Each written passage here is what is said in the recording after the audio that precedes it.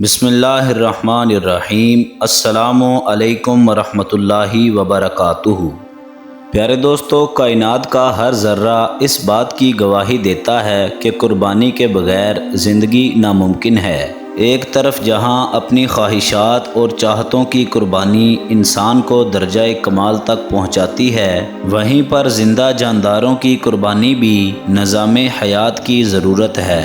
جب ایک سرسبز و شاداب درخت کو کاٹا جاتا ہے تو اس کی گھنی اور ٹھنڈی چھاؤں سے محرومی کا احساس ہوتا ہے، لیکن اس درخت کا کٹنا بیکار اور بے مقصد نہیں ہوتا، بلکہ اس درخت کی موت دوسروں کی حیات کا سبب بنتی ہے۔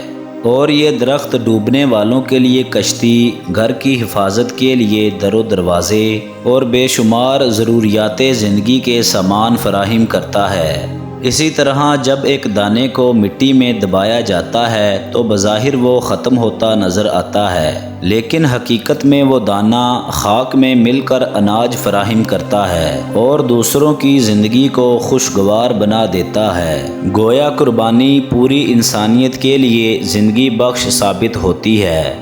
پیارے دوستو، قربانی کی تاریخ اتنی ہی قدیم ہے جتنی خود انسان کی ہے۔ دنیا کے ہر مذہب، قوم اور تہذیبوں میں قربانی مختلف شکلوں میں موجود رہی ہے۔ جیسا کہ اللہ تبارک و تعالیٰ نے قرآن کریم میں ارشاد فرمایا، ہر امت کے لیے ہم نے ایک قربانی کا طریقہ مقرر کر دیا ہے تاکہ اس امت کے لوگ ان جانوروں پر اللہ کا نام لیں جو اللہ تبارک و تعالیٰ نے ان کو عطا کیے ہیں۔ پیارے دوستو، انسانی تاریخ میں سب سے پہلی قربانی حضرت آدم علیہ السلام کے دو بیٹوں حابیل اور قابیل نے پیش کی تھی۔ روایتوں کے مطابق یہ دونوں بھائی ایک خاتون جس کا نام اقلیمہ تھا اس کے ساتھ نکاح کے خواہش مند تھے، لہٰذا خود حضرت آدم علیہ السلام نے اپنے بیٹوں کو یہ حکم دیا تھا کہ تم دونوں اللہ تبارک و تعالیٰ کی راہ میں اپنی اپنی قربانی پیش کرو، اور جس کی قربانی قبول ہوگی وہی اس خاتون سے نکاح کرے گا۔ پیارے دوستو، لہٰذا حابیل نے اللہ تبارک و تعالیٰ کی رضا کے لیے اپنے بہترین جانور کو قربانی کے لیے پیش کیا، جبکہ قابیل نے ردی قسم کے گیہوں اور گھٹیا قسم کے اناج کو قربانی کے لیے پیش کیا۔ چنانچہ آسمان سے آگ اتری اور حابیل کی قربانی کو جلا دیا گیا۔ آسمان سے اس آگ کا اترنا ہی اس بات کی دلیل تھا کہ حابیل کی قربانی اللہ کی بارگاہ میں قبول ہو چکی ہے اور قابیل کی قربانی مردود ہو گئی ہے، یعنی حضرت آدم علیہ السلام کے زمانے میں آسمان سے آگ کا اترنا اور قربانی کو جلا دینا یہ قربانی کی مقبولیت کی نشانی تھی، اور اس طرح قربانی کرنے والوں کو یہ صاف پتہ چل جاتا کہ اللہ نے ان کی قربانی قبول کی ہے یا نہیں۔ پیارے دوستو، بہرحال حابیل و قابیل کے اس واقعہ سے یہ بھی پتہ چلتا ہے کہ قربانی محض اناج یا گوشت کو پیش کرنے کا نام نہیں ہے، بلکہ خالص خدا کی رضا کے لیے سچے دل سے اپنی پسندیدہ چیزوں کو قربان کرنا ہی قربانی کا مقصد ہے، تاکہ انسان خدا کے مزید قریب ہو پائے۔ پیارے دوستو، قربانی کا یہ سلسلہ حضرت نوح علیہ السلام کے دور تک یوں ہی چلتا رہا، اور آپ علیہ السلام کے زمانے میں بھی قربانی کا عام رواج تھا۔ روایتوں کے مطابق حضرت نوح علیہ السلام نے ایک ذبح خانہ بنایا ہوا تھا جس میں آپ علیہ السلام اللہ تبارک و تعالیٰ کی بارگاہ میں جانور قربان کیا کرتے تھے۔ پیارے دوستو، اسی طرح دنیا کی قدیم ترین تہذیب یونان میں دیوتاؤں کے مندروں کے سامنے قیمتی نذرانے پیش کیے جاتے تھے۔ قدیم یونانی لوگ اپنے دیوی دیوتاؤں کے سامنے انسان کو بھی ذبح کر دیا کرتے تھے۔ قدیم فارس کے مذہبی رسم و رواج میں بھی قربانی شامل تھی۔ قدیم فارس اور ایران کے زرتشتی لوگ آگ کی پوجا کیا کرتے تھے۔ فارس کے مختلف علاقوں میں بڑے بڑے آتش کدے بنے تھے، اور مصیبت و تکلیف کے وقت فارس کے شہنشاہ ان آتش گدوں میں جاتے اور مال و زر کی قربانی دیا کرتے تھے۔ قربانی کے طور پر جانوروں کے گوشت کو جلایا جاتا اور پجاری خود بھی اسے کھاتے اور غریبوں میں بھی تقسیم کیا کرتے تھے۔ پیارے دوستو، قدیم مصر میں قربانی کی رسم نہایت ہی عجیب و غریب تھی۔ مصری لوگوں کا یہ معمول تھا کہ دریائے نیل جب خشک ہو جاتا تو وہ ایک جوان اور خوبصورت کنواری لڑکی کو دریائے نیل کی بھیت چڑھاتے، جس سے دریائے نیل پھر سے جاری ہو جاتا۔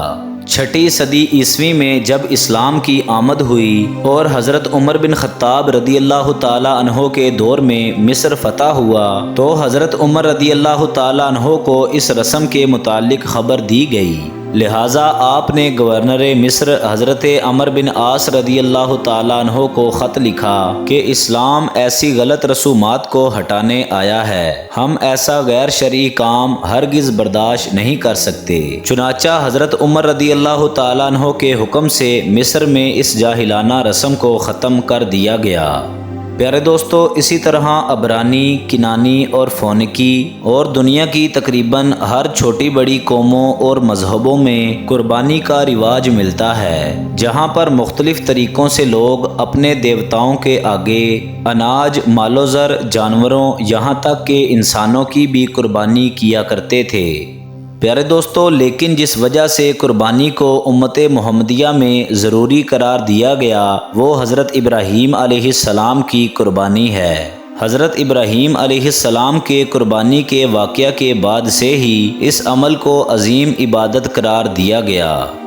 پیارے دوستو، وہ مختصر واقعہ کچھ یوں ہے کہ جب اللہ تبارک و تعالی نے حضرت ابراہیم علیہ السلام کو آزمانا چاہا تو خواب کے ذریعہ آپ کو حکم ہوا کہ آپ کو اپنے عزیز بیٹے اسماعیل علیہ السلام کو اللہ کی راہ میں قربان کرنا ہوگا۔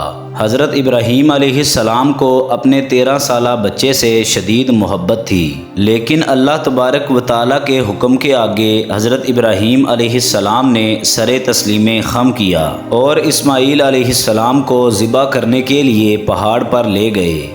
پیارے دوستو، جب باپ نے بیٹے کو لٹا دیا اور گلے پر چھری چلانے ہی والے تھے تو اللہ تبارک و تعالیٰ کی طرف سے ایک غیبی آواز آئی کہ بس ابراہیم، بے شک آپ نے اپنا خواب سچ کر دکھایا۔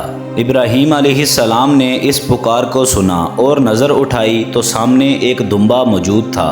آپ علیہ السلام پہاڑ سے اترے اور اس دمبے کو ذبح فرمایا، اور اس طرح اللہ تبارک و تعالیٰ نے حضرت اسماعیل علیہ السلام کی جان کو بخش کر انسانیت کو یہ پیغام دیا کہ اس لا شریک خدا کو انسانوں کی قربانی نہیں چاہیے جو کہ جاہل قومیں اپنے دیوی دیوتاؤں کے آگے کیا کرتی ہیں۔ اس کے برعکس جانوروں کی قربانی کا یہ طریقہ سب سے عمدہ، اعلیٰ اور خوبصورت عمل ہے، جس میں جانوروں کو اللہ تبارک و تعالیٰ کی راہ میں قربان کیا جائے اور ان کے گوشت کو غرباء و مساکین میں تقسیم کیا جائے۔ پیارے دوستو، گویا حضرت ابراہیم علیہ السلام کی یہ قربانی بعد میں آنے والوں کے لیے ایک یادگار اور سنت بن گئی۔ یہی وجہ ہے کہ جب صحابہ کرام نے نبی صلی اللہ علیہ وسلم سے پوچھا کہ یا رسول اللہ، یہ قربانی کیا ہے، تو آپ علیہ السلام نے فرمایا کہ یہ تمہارے باپ ابراہیم علیہ السلام کی سنت ہے۔ پیارے دوستو، امت محمدیہ میں قربانی محض گوشت اور خون بہانے کا نام نہیں ہے، بلکہ روح اور دل کی قربانی کو خدائے برحق کے قریب کرنے کا ایک ذریعہ قرار دیا گیا ہے۔ یہ عمل اپنی عزیز ترین اشیاء کو اللہ کی راہ میں قربان کرنے کا عمل ہے۔ آج وہ قومیں جانوروں کی قربانی کے خلاف احتجاج اور مذمت کرتی نظر آتی ہیں جو کبھی انسانوں کو اپنے دیوتاؤں کے آگے ذبح کر دیا کرتی تھیں۔ آج وہ لوگ مسلمانوں کو ظالم و جابر قرار دیتے ہیں جو کبھی عورتوں اور بچوں کو بھی دریائے نیل و گنگا میں بھینٹ چڑھانے سے گریز نہیں کرتے تھے۔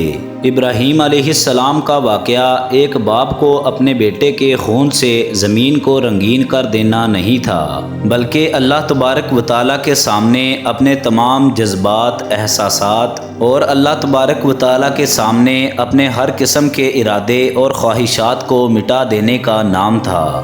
دوستو، اگر آپ کو ویڈیو پسند آئی ہو، ویڈیو کو لائک کر دیں، چینل کو سبسکرائب کر دیں، بیل آئیکن کو کلک کر دیں تاکہ ہماری نئی آنے والی مزید اچھی ویڈیوز باقاعدگی کے ساتھ آپ تک پہنچ سکیں۔ اپنا خیال رکھیے گا۔ اللہ حافظ۔